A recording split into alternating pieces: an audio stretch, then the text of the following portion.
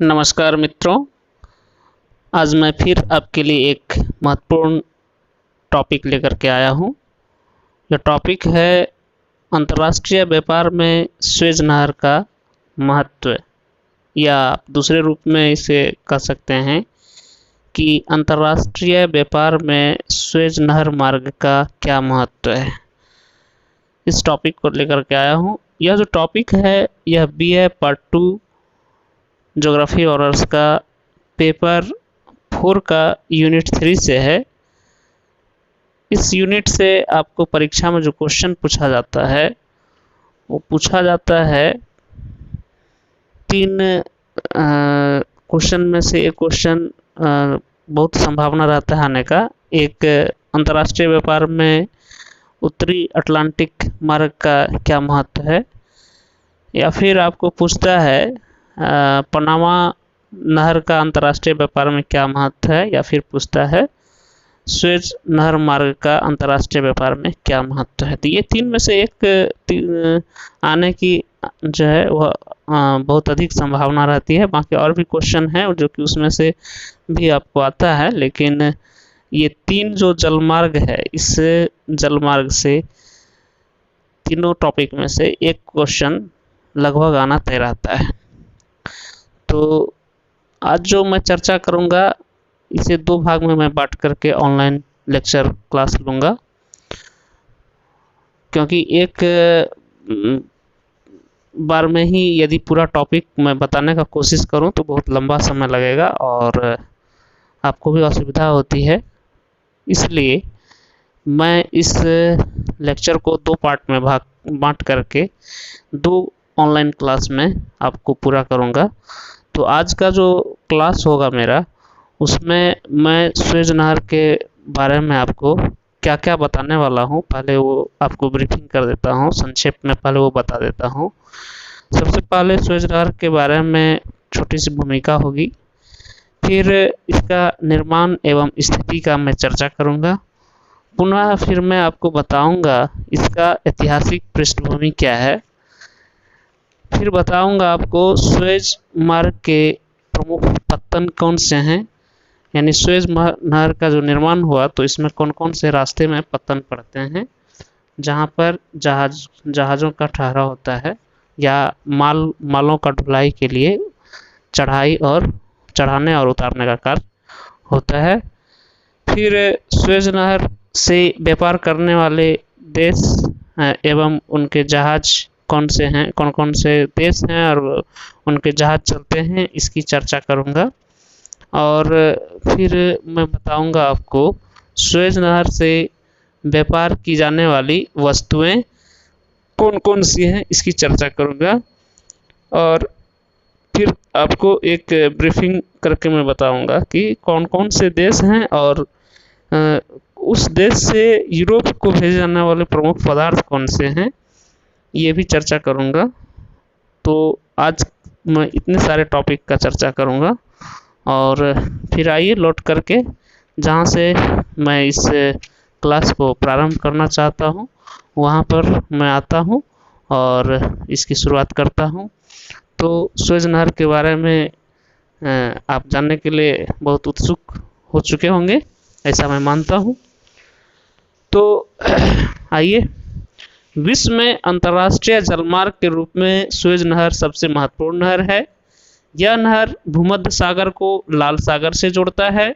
Suez नहर भूमध्य सागर Suez Asiatic root, यानी आप इसको कह सकते हो मेडिटेरियन स्वेज एशियाटिक रूट के नाम से भी जाना जाता है। एक विद्वान है क्रेसी ने स्वेज नहर को मिस्र की द्वितीय नदी तक कह डाला है। अब इसकी निर्माण और स्थिति के बारे में मैं चर्चा करूंगा। स्वेज नहर की खुदाई 1859 ईस्वी में फ्रांसीसी अभियंता फर्डिनेंड डी लेसेप्स के निर्देशन में आरंभ हुई और 10 वर्ष पश्चात 17 नवंबर 1869 ईस्वी में स्वेज नहर में जलयानों का आना जाना प्रारंभ हुआ। स्वेज नहर की लंबाई 162 किलोमीटर है, चौड़ाई इसकी 60 मीटर है। समुद्र तल से इसकी ऊंचाई 0 मीटर है, गहराई मात्र 10 मीटर है। अब यदि इसका अक्षांशीय विस्तार देखें तो यह 29 डिग्री उत्तरी अक्षांश से 32 डिग्री उत्तरी अक्षांश के बीच एवं देशांतरीय विस्तार देखें तो यह 30 डिग्री पूर्वी देशांतर से 34 डिग्री पूर्वी देशांतर के बीच अवस्थित है। इसके उत्तरी छोर पर पोर्ट सईद और दक्षिणी छोर पर पोर्ट तौफीक स्थित है। इन दोनों पत्तनों के बीच 3 झीलें उत्तर से दक्षिण क्रमशः मेंजाला झील, टिम्सा झील और ग्रेट बीटर एवं लिटिल बीटर झील है। पोर्ट सईद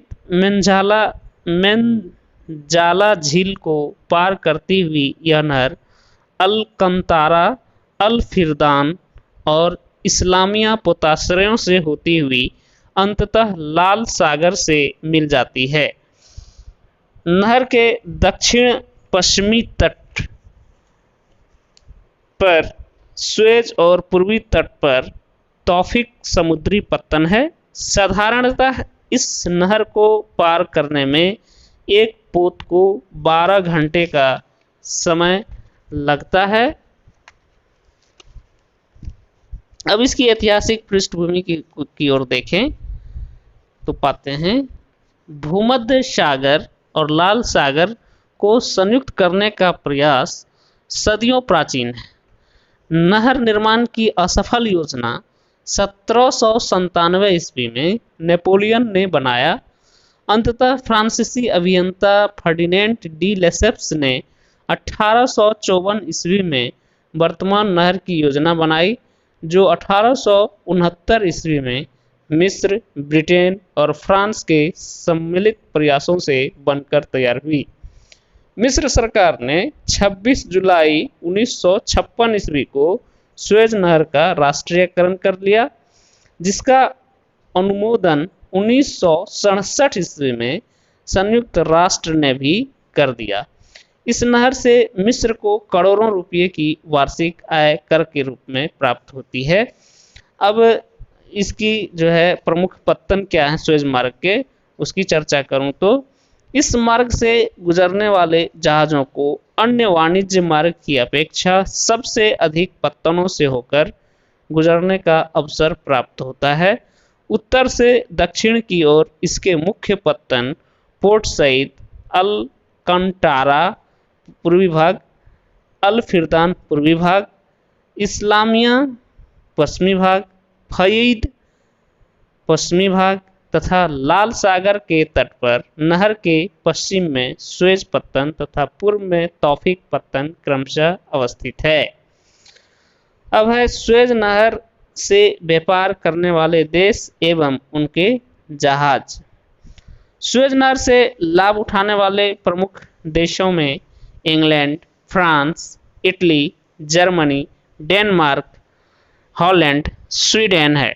स्वेज नहर से पूर्व की तरफ लाभ उठाने वाले देश अफ्रीकी एशियाई देश, ऑस्ट्रेलिया तथा न्यूजीलैंड है।